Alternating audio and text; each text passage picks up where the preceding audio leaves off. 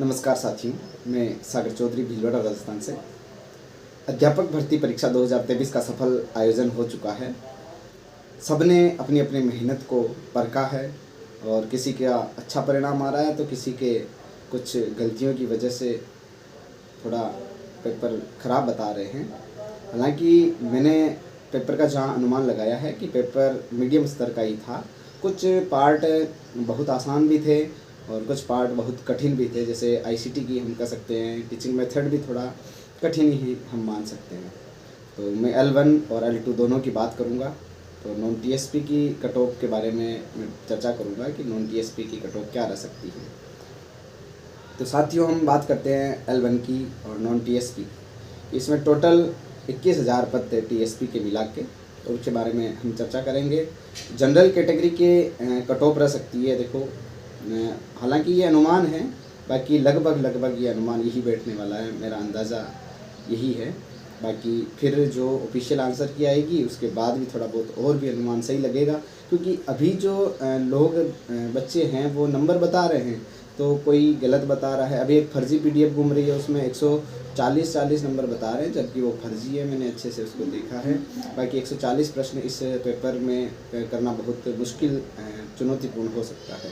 तो जनरल की cut off मैं बता सकता हूँ कि 98 से 104 प्रश्नों के बीच में जनरल की कट ऑफ रह सकती है। एक दो देखो प्लस माइनस हो सकता है कि एक दो नंबर ऊपर नीचे हो जाए। बाकी जिसका स्कोर 100 से प्लस है वो अच्छी दौड़ में है। बाकी जो 90 और 95 अबव है वो उसकी हम उम्मीद लगा सकते हैं। बाकी 100 से ऊपर है वो अच्छी दौड़ में है, उनका सिलेक्शन मुझे जहाँ तक लगता है 100% हो जाएगा। ओबीसी की कट ऑफ 95 से 98 के बीच में रह सकती है, क्योंकि पेपर का देखो कह रहे हैं कि सभी आसान है। बाकी इसमें जीके का पार्ट, हिंदी और गणित तीनों पार्ट बहुत आसान थे, और आईसीटी शिक्षण विधियाँ और करंट अफेयर्स और राजस्थानी साहित्य भी थोड़ा बहुत कठिन आ गया था, जो हालांकि लोगों ने ऐसे बच्चों पढ़ने वालों ने उम्मीद नहीं करी थी कि ऐसे प्रश्न पूछे जा सकते हैं। तो कुछ प्रश्न पूछे गए, इसकी वजह से थोड़ा पेपर का लेवल हार्ड हो गया। बाकी पेपर इतना भी कठिन नहीं था, मीडियम लेवल का कह सकते हैं। मॉडरेट पेपर ही रहा है अब तक कि सारे पेपर मॉडरेट ही हैं। बाकी कोई पेपर थोड़ा बहुत आसान हो सकता है, इतना आसान भी नहीं। देखो, पढ़ने वालों के लिए पेपर आसान ही होता है, जो नहीं पढ़ते हैं उनके लिए पेपर कितना भी आसान दे दे कठिन ही होता है। ईडब्ल्यूएस की कट ऑफ थोड़ी ओबीसी से हर बार कम रहती है, तो इस बार भी मेरा अंदाज़ा है कि 92 से 95 के बीच में L1 की कट ऑफ रह सकती है ईडब्ल्यूएस के कैटेगरी वालों के लिए। एसटी वालों के लिए 85 से 88 के बीच में कट ऑफ रह सकती है, यानी कि 170 प्लस नंबर जिनके बन रहे हैं उनका सिलेक्शन आराम से हो जाएगा। एससी कैटेगरी में भी जो 88 से 90 के बीच में जो अभ्यर्थी हैं उनका सिलेक्शन अच्छे से, वो अच्छी दौड़ में हैं, मुझे लग रहा है कि उनका सिलेक्शन आराम से हो जाएगा। एमबीसी की कट ऑफ देखो एसटी एससी से थोड़ी अभाव रह सकती है, तो 95 तक की जो एसबीसी वाले हैं, एमबीसी वाले, उनका सिलेक्शन आराम से हो जाएगा। अब देखिए, पिछली बार का भी हम अनुमान लगाएं कि पोस्टें कितनी थी, 11,500 के आसपास पोस्टें थी, फिर भी कट ऑफ पेपर का लेवल देखो आसान था और उसमें ऋणात्मक अंकन भी नहीं था, तो उसका भी फर्क पड़ जाता है। तो पिछली कट ऑफ को आधार मानकर हम कोई अनुमान नहीं लगा सकते हैं, लेकिन मोटा मोटा ये कह सकते हैं कि जिसके 100 प्लस नंबर L1 में बन रहे हैं वो काफ़ी शानदार दौड़ में हैं, तो उसके बारे में मैंने बताया है। बाकी देखिए, 2023 जो अध्यापक भर्ती परीक्षा थी उसका सफल आयोजन हो चुका है, और मुझे जहां तक इसका अनुमान लग रहा है कि 20 मार्च तक इसकी आंसर की भी ऑफिशियल आंसर की जारी हो जाएगी। और अंतिम परिणाम इसका देखो अप्रैल के महीने में किसी से मेरी चर्चा हुई है, बाकी वो देखो पुख्ता खबर ही देते हैं, लेकिन अभी प्रयास है, अभी पेपर हुआ ही है तो उसमें काम जारी है। तो अप्रैल लास्ट तक इसका रिजल्ट भी आ जाएगा और जुलाई या अगस्त तक आपको ज्वाइनिंग मिल जाएगी। बाकी सितंबर तक किसी से सुनने में मिला है कि सितंबर तक ज्वाइनिंग हो जाएगी, लेकिन इस साल आपकी ज्वाइनिंग कंफर्म है। मुझे लग रहा है कि नए सेशन से स्कूलों में भेज सकते हैं। और बाकी बहुत सारी आगामी भर्तियों के बारे में भी सरकार ने घोषणाएं करी है, तो निश्चित रूप से आने वाला साल भी बहुत बेहतरीन होगा। और ये जो निकला है साल, ये तो खैर बेहतरीन ही है। और अब मैं बात करता हूँ लेवल 2 की जो कट ऑफ है उसके बारे में मैं बात करूँगा कि लेवल 2 में कितनी कट ऑफ जा सकती है। मैंने देखो एक पीडीएफ के ज़रिए थोड़ा विश्लेषण करके पीडीएफ बनाई है, ताकि उससे देख के आपको बता सकूँ। L2 में लगभग करीबन 27,000 पोस्टें थी, जिसमें टीएसपी और नॉन टीएसपी दोनों को शामिल हैं। तो हिंदी विषय के विद्यार्थियों के लिए मैं कहना चाहूँगा कि इनका पेपर थोड़ा आसान बताया जा रहा है। हालांकि आसान इतना भी नहीं है, लेकिन थोड़ा ठीक बताया जा रहा है। तो इसकी कट ऑफ जा सकती है 115 से ऊपर। जनरल वालों की कट ऑफ 115 से ऊपर भी रह सकती है। तो मेरा अंदाज़ा यह है कि 115 से 17 के बीच में कट ऑफ रह सकती है। और ओबीसी की कट ऑफ 110 से 113 तक मानी जा सकती है, क्योंकि जनरल से थोड़ी बहुत कम ही रहेगी ओबीसी की, हर बार कमी रहती है। तो अब ईडब्ल्यूएस की कट ऑफ के बारे में हम चर्चा करें तो 105 से 110 वालों का ईडब्ल्यूएस में सिलेक्शन हो सकता है। एसटी वालों का 95 से 100 के बीच में सिलेक्शन हो सकता है। और एससी कैटेगरी वालों का अगर हम देखें तो 100 से 110 के बीच में सिलेक्शन हिंदी विषय में हो सकता है। और एमबीसी की बात करें तो एमबीसी की थोड़ी एससी एसटी से ऊपर 102 से 106 के बीच में सिलेक्शन हो सकता है। देखो 1-2 ऊपर माइनस हो सकता है, बाकी मेरा अंदाज़ा यहीं तक है कि यहाँ तक आराम से सिलेक्शन हो जाएगा। हिंदी का पेपर थोड़ा आसान भी बताया जा रहा है कि थोड़ा आसान था। और संस्कृत का पेपर देखो, संस्कृत का पेपर हमेशा ही इसमें कट ऑफ ज़्यादा ही जाती है। क्यों? क्योंकि संस्कृत से मैं भी हूँ, तो इसमें थोड़ा क्या है कि व्याकरणिक रूप से पकड़ भी जल्दी हो जाती है। चूँकि पढ़ने वालों की अच्छी कमांड होती है, और इसमें थोड़े विद्वान लोग भी बहुत सारे भरे पड़े हैं। हालांकि सभी विषयों में विद्वान लोगों की कमी नहीं है, लेकिन संस्कृत भाषा में थोड़ी पोस्टें भी कम आती है, थोड़ी कट ऑफ इसमें ज़्यादा ही जाती है हमेशा से। चाहे फर्स्ट ग्रेड ले लो, चाहे कोई सा भी ग्रेड ले लो, उसमें संस्कृत भाषा की कट ऑफ अमूमन ज़्यादा ही रहती है।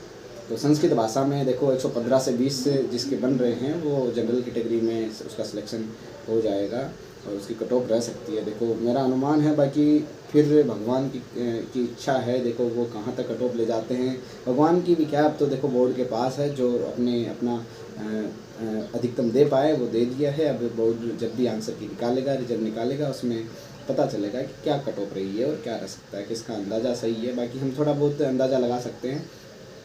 संस्कृत में डब्ल्यूएस की कट ऑफ 110 से 114 रह सकती है। ओबीसी में 113 से 117 कट ऑफ रह सकती है। एसटी कैटेगरी में 95 से 100 के बीच में संस्कृत विषय में कट ऑफ रह सकती है। और एससी में देखो 97 से 103 के बीच में, 97 से 103 के बीच में कट ऑफ रह सकती है। और एमबीसी में 105 से 110 के बीच में कट ऑफ रह सकती है। अब साइंस मैथ वालों की मैं बात करूं, साइंस मैथ का पेपर थोड़ा कठिन बताया जा रहा है। इसमें कट ऑफ बहुत ही थोड़ी कम जाएगी, क्योंकि इसका पेपर में बहुत हार्ड लेवल थोड़ा हार्ड माना गया है। बच्चों के नंबर नहीं आ पा रहे हैं। मैंने हमारे एरिया में भी ट्राई किया है, तो इतना स्कोर नहीं हो पा रहा है। तो मुझे जैसा लग रहा है कि जिस जनरल कैटेगरी में 95 से 100 के बीच में जिसके नंबर बन रहे हैं, उसका आसानी से सिलेक्शन हो जाएगा। और सोशल साइंस में जो ओबीसी का है, उसमें 93 से 97 के बीच में उसका सिलेक्शन हो सकता है। और ईडब्ल्यूएस में 90 से 95 के बीच में सिलेक्शन हो जाएगा। अच्छी दौड़ मानी जा रही है। एसटी कैटेगरी में 85 के आसपास, यानी कि 170 नंबर से अबव एसटी का सिलेक्शन हो सकता है। एससी में 87 से 90 के बीच में एससी का सिलेक्शन हो सकता है। एमबीसी के अंदर एमबीसी कैटेगरी में देखिए 90 से 92 के बीच में सिलेक्शन हो सकता है। और सोशल साइंस की मैं बात करूं तो सोशल साइंस में भी पेपर ठीक ठाक बताया जा रहा है। 105 से 110 जनरल कैटेगरी में सिलेक्शन आराम से हो सकता है। जिसके 110 अबाव है उसको निश्चिंत होकर आगामी भर्ती की तैयारी करनी चाहिए। और देखो अभी सामने जो भी वैकेंसी है उसकी तैयारी में लगातार जुट जाना चाहिए। ओबीसी में सोशल साइंस में 103 से 108 कट ऑफ, ये मैं प्रश्न बता रहा हूँ क्योंकि इनका डबल, एक प्रश्न 2 अंक का है तो इनका डबल हो जाएगा अंकन में। बाकी ये मैं प्रश्न संख्या बता रहा हूँ। ईडब्ल्यूएस में 100 से 105 सोशल साइंस में जिसके बन रहे हैं वो आराम से उसका सिलेक्शन हो जाएगा। और एसटी में 95 से 96 और एससी के अंदर 96 से 100 तक कट ऑफ जा सकती है। और एमबीसी में 100 से 102 प्रश्न तक कट ऑफ रह सकती है।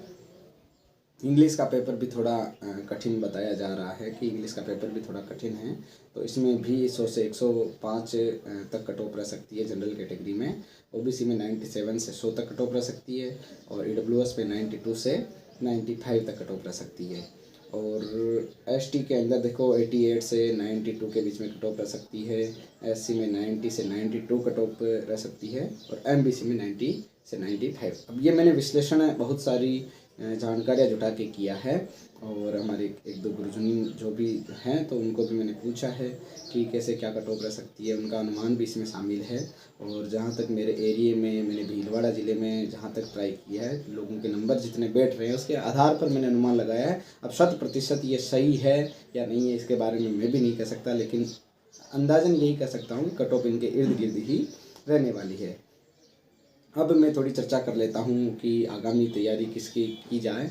देखियो, सेट का एग्ज़ाम भी 26 मार्च को प्रस्तावित है और नेट वगैरह का एग्ज़ाम हो रहा है। जून फेज़ का भी आने वाला है, सिलेबस वगैरह इसके फॉर्म भी लिए जाएंगे, जून के फॉर्म।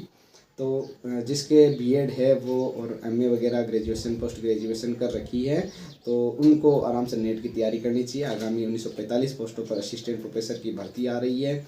और देखिए, असिस्टेंट प्रोफेसर के बारे में भी अक्सर पूछते हैं तो मैं उनको ये बताना चाहूँगा कि जिसके अभी नेट वगैरह या एमए वगैरह कुछ भी नहीं है, जो एमए फाइनल में प्रवेश चल रहे हैं, तो उनको असिस्टेंट प्रोफेसर की तैयारी करनी चाहिए। क्योंकि इसमें क्या है कि अभी ऐसी कोई बाध्यता है नहीं, क्योंकि इंटरव्यू तक ये माना जाता है कि अपने पास नेट वगैरह सेट वगैरह होना चाहिए।